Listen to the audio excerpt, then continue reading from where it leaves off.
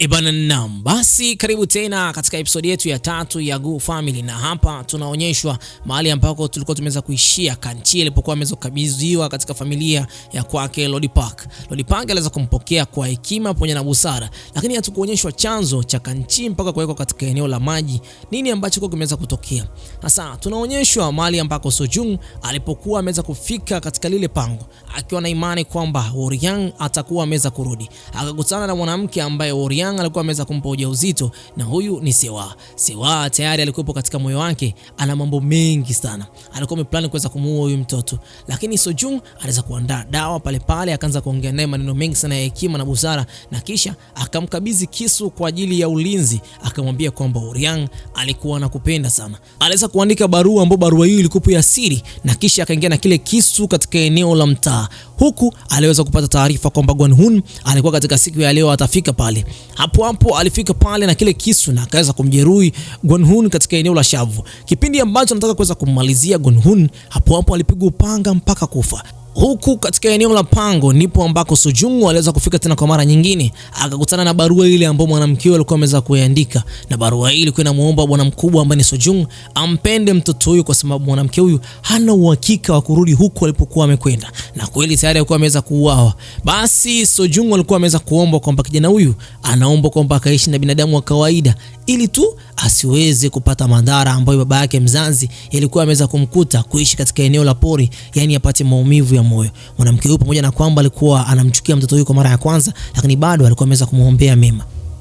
Ndipo ambako bwana mkubwa ambaye Lord Park aliweza kukabidhiwa yule mtoto, na maisha yake yalikuwa ndani ya mikono ya Lord Park. Lord Park baada ya maisha ya mtoto huyo kuweza kuingia katika maisha yake, basi aliweza kufanikiwa sana, kwa sababu alianza kupata utajiri ambao si wa kawaida. Aliweza kufungua soko ndani ya eneo lake, matajiri mbalimbali, wanunuzi mbalimbali waweza kufika katika eneo hilo pale. Aliweza kufungua guest house, aliweza kufungua hoteli katika eneo lake pale. Yani kwa kifupi ni kwamba Lord Park alikuwa tajiri wa kutisha. Yani kwa kifupi huyu mtoto ndiye alikuwa ameweza kuleta baraka zote zile, yani Kanchi.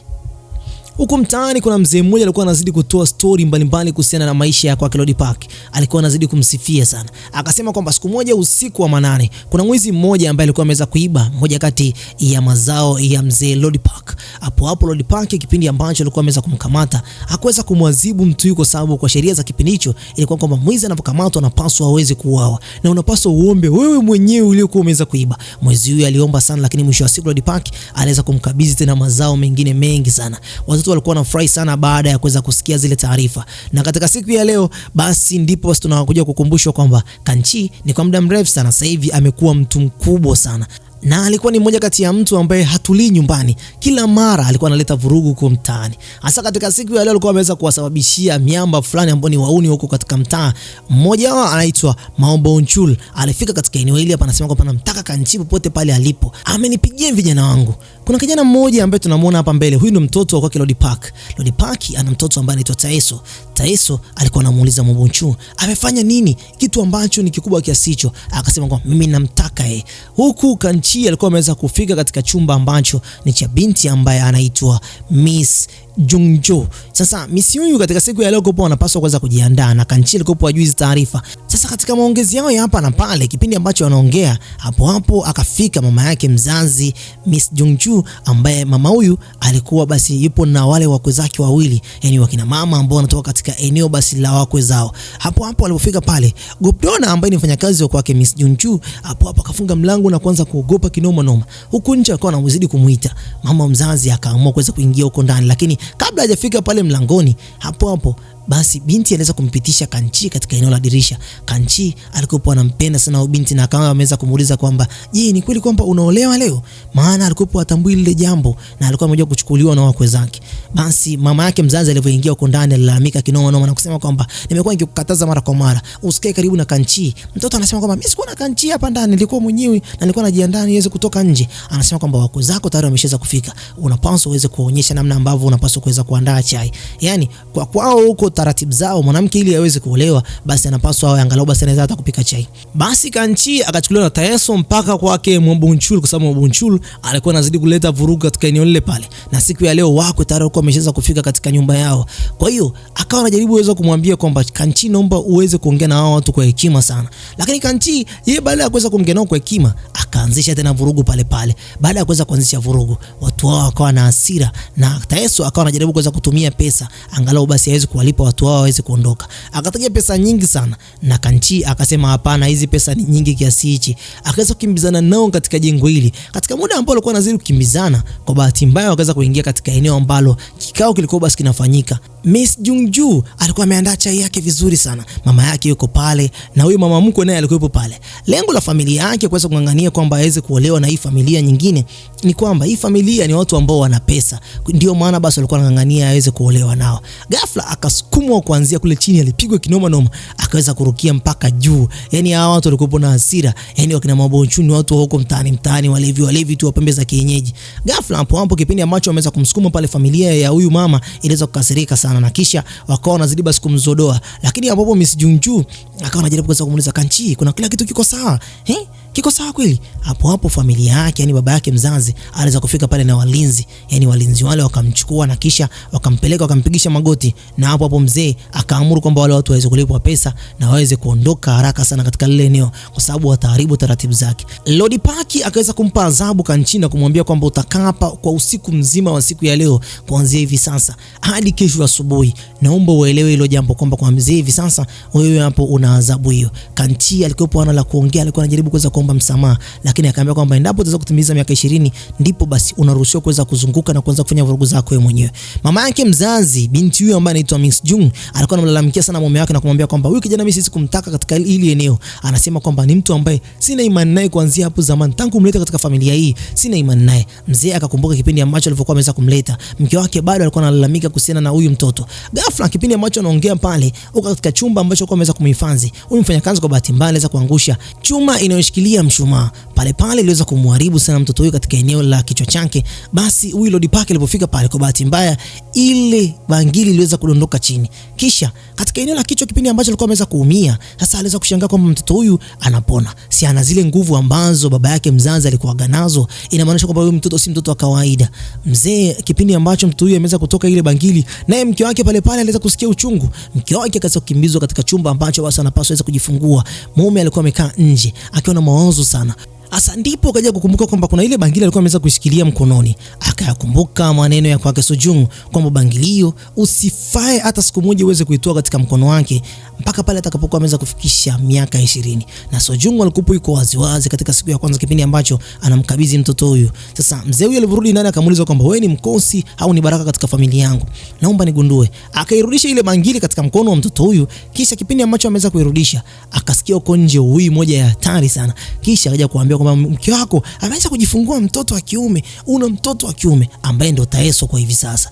Sasa huko nje, baada ya ile taarifa ya kwanza, hapo tena akapokea tena taarifa kwamba meli zake zilizokuwa basi ziko baharini, zile meli tayari basi zimeweza kurudi na zikiwa na mazao mengi sana. Huku ndani katika chumba cha mtoto huyu akaja kugundua kwamba yule mtoto basi ile miale ilikuwa basi inazidi kuonekana. Akaamini yale maneno ya kwake Sojung kwamba hata upepo wa msituni unamheshimu, wanyama wanamheshimu. Kwa hiyo kwa hivi sasa mzee huyu akaja kugundua kwamba huyu mtoto sio mtoto wa kawaida. Basi turudi katika siku za leo. Huku nje ambako kijana wetu ambaye ni Kanchi alikuwa tayari basi alikuwa anajisikia kwamba ana njaa sana. Mtoto wa Lord Park ambaye ni Miss Jungju aliweza kumletea apple pale nje Kanchi. Kanchi alishangaa sana kumuuliza kwamba unafanya nini hapa? Familia yako wakikuta hapa itakuwa noma. Binti akasema kwamba mimi nafanya kile ambacho moyo wangu unapenda. Kanchi akafurahi sana kuweza kupata lile apple na hapo akawa anakula taratibu sana. Kipindi ambacho anaongea mambo mawili matatu, binti akamuuliza kwamba ni kwa nini uko unaleta vurugu kipindi cha mchana? Je, ukutamani mimi niweze kuolewa? Kanchi anasema kwamba hapana, sio hivyo, mimi sikuwa namaanisha hivyo. Wale watu walikuwa wananisumbua, watu walikuwa wanaletea vurugu za hapa na pale. Kwa hiyo mimi na mimi pia nikaanza kuwaletea noma. Basi wakaendelea na stori zao za hapa na pale. Binti ndipo basi akaamua kuweza kumuonyesha kwamba nini ambacho moyoni mwake anajisikia. Kanchi akawa anajaribu kuweza kumwambia binti, naomba uweze kuondoka kwa sababu mamako akikukuta hapa itakuwa noma. Binti wa watu akampiga kiss katika eneo la shavu. Kanchi moyo wake uliweza kama vile kufreeze kwa sekunde kadhaa. Basi mambo yakazidi kusonga mbele. Hasa mwanamke huyu akarudi zake ndani. Kanchi alifurahi noma. Kumbe mke wa Lolipaki alikuwa anamtazama kwa mbali tu, ujinga wote alikuwa anaufanya. Furaha hii anaitoa wapi? Mwanamke huyu akarudi tena katika chumba cha kwake Lolipaki. Akaona kabisa kama vile Lolipaki alikuwa hamuelewi, maana ni mume wake. Akamwambia kwamba huyu mtoto mimi sitaki kuweza kumuona hapa. Huyu mtu anaweza kusababisha madhara makubwa sana kwa mtoto wetu na anaweza basi akaweza kumpa hata ujauzito. Mzee Lolipaki bado msimamo wake ni ule kwamba naomba nitaweza kumwachia kipindi ambacho atafikisha miaka 20. Huku mtaani basi kuna wale waganga ambao waga wanakaga katika maeneo ambayo basi ni ya sokoni. Hasa leo kuna bibi mmoja ambaye alikuwa anamtazama binti mmoja ambaye anaitwa Damiol. Sasa Damiol alikuwa anajaribu kuweza kumuuliza kwamba hivi na mimi pia naweza nikapata mchumba. Huyu mganga huku sokoni basi ni muongo. Akaanza kumwambia kwamba wanawake wako watakuwa basi ni warefu, wanawake wako watakuwaga basi wanakusumbua sana. Hiyo ndio nyota yako ilivyokaa. Kwa hiyo ili uweze kuibadilisha unabidi uweze kutumia dawa fulani. Damioli moyoni mwake akaanza kujiuliza, sasa huyu mzee anachokiongea mbona akiendana na mimi au ananiona mimi hapa ni mwanaume? Yule bibi mzee alikasirika kinoma. Akaanza kuona kabisa kama hapa nimeshtukiwa kwamba ninadanganya nini. Akaambia lakini ndio hivyo, hata kama wewe hapo ni mwanaume au mwanamke vyote vile, lakini wanawake wako watu utakaowapenda watakuwa wanakusumbua tu, maisha yako yatakuwa ya ovyo ovyo, nipe langu. Hapo Gon aliyekuwa pembeni yake pale akawa anashangaa sana. Huyu binti watu akakaa kwenye meza moja akawa anajiuliza, moyo wake ukawa na mawazo kwamba mpenzi wake atakuwa anamsumbua sana maishani mwake, kwa hiyo atakuwa ni mwanamke ambaye atapata mwanaume ambaye ni wa kweli kwa hivi sasa. Lakini pale kipindi ambacho anaongea Mr. Sojung alikuwa nyuma yao anajipatia zake supu. Akaambia kwamba binti, sogea katika meza hii. Kuna mambo ambayo mimi ninayaona. Sojung akaambia kwamba nimekuwa nikisoma nyota kwa muda mrefu, lakini pia naweza nikaona nini ambacho kwenye maisha yako kinaweza kukatokea. Sojung akamshika mkono wake na kisha alipokuwa anamshika ule mkono wake alishtuka sana moyoni mwake baada ya kuja kugundua kwamba Kanchi, mtu ambaye ni mtoto wa rafiki yake kipenzi, ndiye atakuja kuwa mwanaume wake huyu mwanamke. Baada ya kuja kugundua kabisa kwamba mpaka kuna kipindi ambacho atakutana na atakutania sehemu gani, akamwambia kwamba mwanamke, naomba nikwambie kitu kimoja. Mimi ninakuomba kwamba mwanaume wako utakayekutana naye kipindi ambacho mbala mwezi na mtakuwa msituni, naomba basi huyo mwanaume kama ikikupendeza uweze kumwepuka, maana rafiki yangu mmoja alimpenda mtu wa namna hiyo, naye pia alikuja basi akajikuta kwamba amekufa.